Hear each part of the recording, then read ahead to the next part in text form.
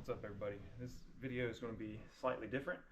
I've been out fishing a lot, fishing waterfalls, because they're really the only place that I found here in Ohio in the last couple of weeks that are thawed out. It's just the bottom of waterfalls. But I've done that, and I've done a little bit of ice fishing, but I was a little bit late to the game on the ice fishing that day, and one of my friends got a good mess of crappie and some catfish between him and his dad and their friend. But I went out after church, and I think it was just their afternoon nap time or something, because we didn't get much anything after I went out. So no video of that. I do have some footage of it, but I don't think anybody would really care to see that. So today, instead of focusing on trying to catch some fish, I actually want to go over 3 of my favorite baits, and they have really good reasons for being my favorite baits. They have caught 3 of my biggest fish. Well, let me rephrase that. They've caught my PB in 3 different species of fish. So the first one I'm going to show you guys is this guy right here. I always throw it on my Bass X. Actually, this is the same rod that I usually throw it on. It's a 7.4 heavy power fast action Bass X rod, and I've got a Tatula. Let's see, what is it? The Daiwa Tatula 100 HS, I think is what it is. Yep, that's it, the 100 HS. So that's just been a really good combo for me to throw these swim baits on. But this is a 6-inch made by 6th Sense. It's a trace. So this one's a bluegill color. I don't know if you can really see the color really well or not. The lighting's a little funky up here, so let me get a flashlight and I'll show you what the color looks like. So there's the color that one is, and this one is a slow sinking one. That's my favorite to use because it can go down lower in the water column if you need it to, but you can also fish it up top rather easily. And I actually tend to do better with these using them as a top water. They have floating ones, which I use a lot as well, and I tear up the largemouth with these. And that's what I started out using them for, was for the largemouth. But what I've come to realize is you toss these guys around in a little creek, and I'm talking small creek. It does not matter how small that creek is. Throw these guys around, and it's amazing what you'll catch. And this one caught my PB smallmouth bass, and that was I want to say 4.13 pounds or 4.16. I can't remember. It's one of those two, and it was 21 inches long. So that was an awesome fight. I mean, you guys know how smallmouth, well, if you fish at all and never catch smallmouth, you know how well they fight. And when you get one that's that big, it's really a blast. So that was awesome. That was a great memory, and I couldn't make a video out of it because I was wearing my work badge, and I'm not allowed to show my badge online. So that was a big mess up, rookie mistake. But anyways, so there's one of my very favorite baits. I've caught more bass over 3 pounds, largemouth and smallmouth combined, with this particular bait. This one, and there's another bluegill color that I really love, but also the shad colors do really well too. I caught a 5 pound even largemouth on one of their shad colors with a 6-inch trace by 6th Sense. That's a tongue twister every time. So anyway, there's bait number 1 that I just absolutely love, and I think you guys ought to go give them a shot. The second bait that I'm going to pull out here, it's a Cull shad. This one's the 8-inch one by Power Bait, Berkley, and I haven't used it very much. I don't know why, my husky is howling outside. Anyway, sorry, that was distracting.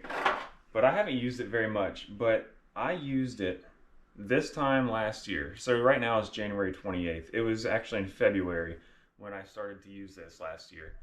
And that's a nice shad color. This one, I don't know if they have, surely they have the name of the color on here somewhere. Let me see if I can find it. But anyways, this thing, it did so well. I caught my biggest largemouth of my life. I can't find the color on there. I'm not sure why. It's probably right in front of me and I just don't see it. But this one is, I was trying to see if it's slow sinking. I think it's a slow sinker as well. But anyway, beside the point. If I recall, it's a slow sinking bait. And you kind of have to work these ones really slow. These work better than there's another one that's just like these that you guys are probably more familiar with. These actually were kind of a copycat of another bait, and I can't for the life of me remember what they're called, and I've used them tons of times. But anyways, you have to kind of work these a little bit slow, and they have a really good aggressive paddle to them, and I mean they just go through the water nice and slow like that. So even though you're working it really slow, the action on them is super aggressive, and it just gets the attention of the fish. And this one caught my biggest largemouth to date, and that was in last February. It was 5.64 pounds, and I've got a video of that one. The video quality was terrible because I lost the sound for some reason for some of that. But anyway, you can go check that out if you want.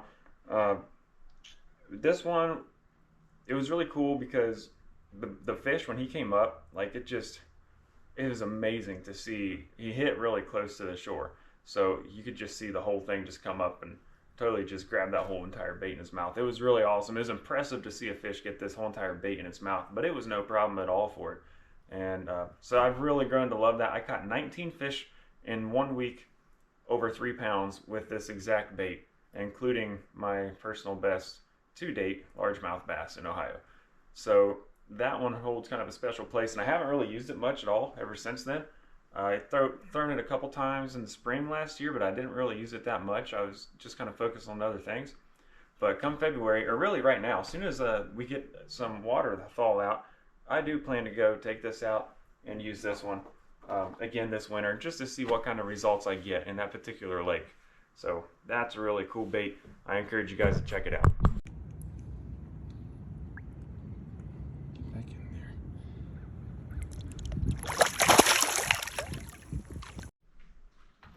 So the third bait that I have is going to be a little bit bigger than that. Well, the bait itself's not, but the fish will be a little bit bigger than the largemouth I caught. That was a 21-inch even largemouth, by the way, with that other one. And I also threw that on a heavy action rod. Same rod that I described earlier, or something similar. So this one here, this is a size 130 Whopper plopper. And just for reference in size, here's the 8-inch Cull Shad, and here is this Whopper plopper. It's giant. It's like almost 8 inches long from nose to tail. Sorry about that. From nose to the end of the paddle or the prop. But then when the hook extends out, it's more like 8.5, 9 inches. Just super, super aggressive. When this thing's going through the water, the amount of water that prop throws is just crazy. And you can listen to it on my muskie video.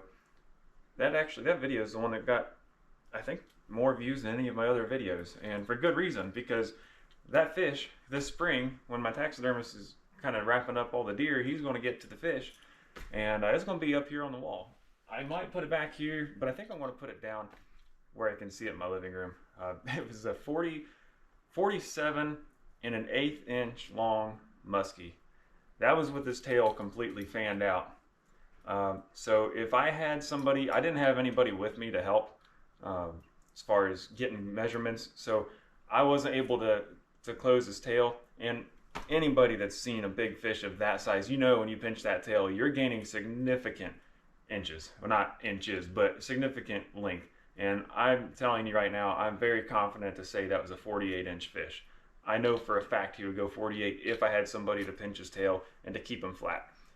But it was a rather aggressive fish, and my first really big muskie, so I was a little bit nervous to handle him, and that's very obvious. I've never got buck fever before, and I have a 164-inch and 3/8 deer hanging on my wall, and it didn't get me near as jacked up as that muskie did. And I killed that deer at 7 yards with a bow, but that muskie, when it came in, I was beside myself. When I had him hooked up, I just had never experienced anything like that, and I mean, it was kind of scary. I mean, it sounds kind of silly, and it is.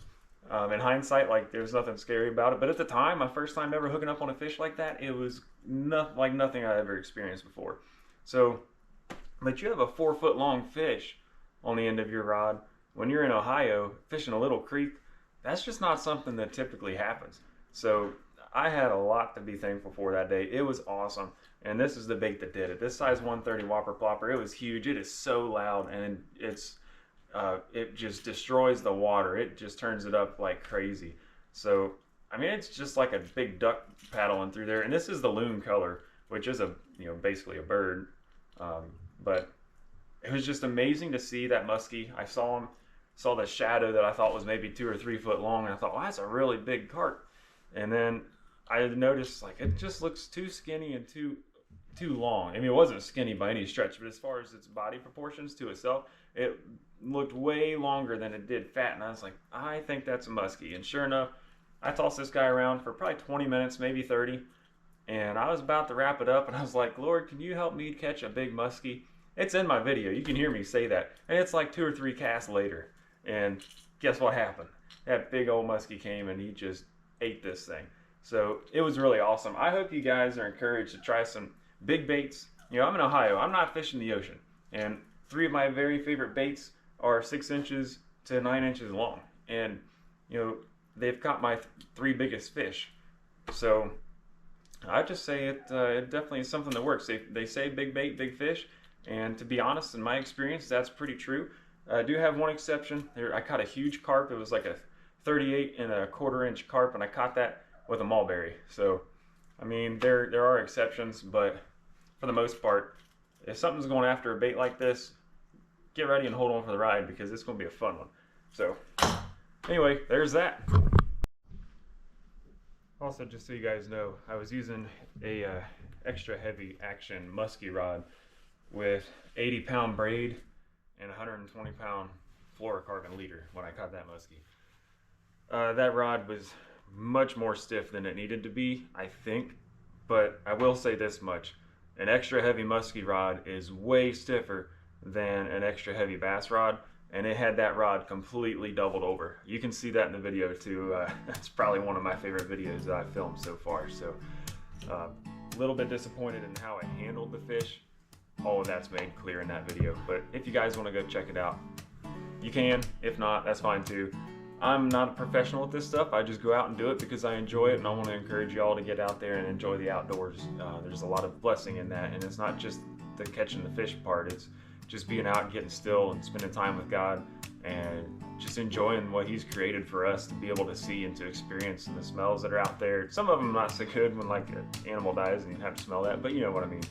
So I hope y'all are encouraged today, and remember that Jesus loves you, and I appreciate you guys watching. I'll see you in the next video. God bless.